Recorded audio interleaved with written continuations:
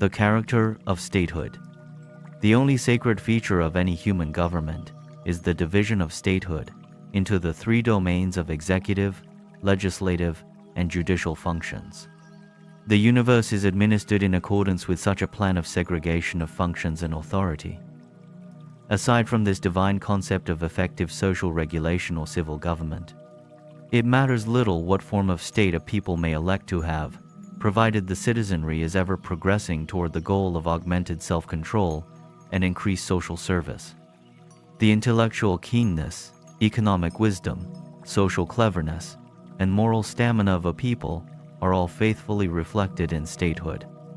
The evolution of statehood entails progress from level to level, as follows. The creation of a threefold government of executive, legislative, and judicial branches. The freedom of social, political, and religious activities. The abolition of all forms of slavery and human bondage. The ability of the citizenry to control the levying of taxes. The establishment of universal education learning extended from the cradle to the grave.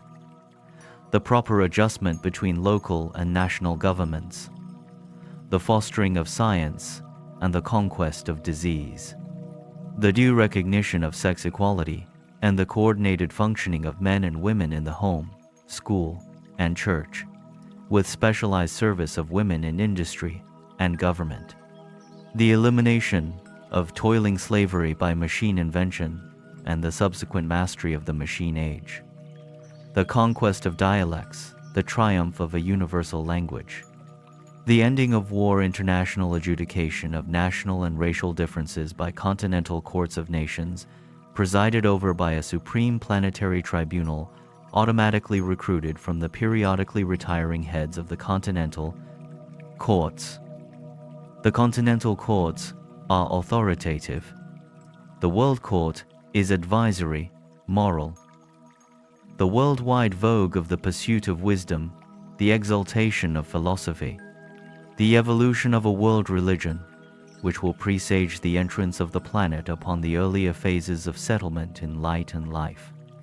These are the prerequisites of progressive government and the earmarks of ideal statehood. Urantia is far from the realization of these exalted ideals, but the civilized races have made a beginning.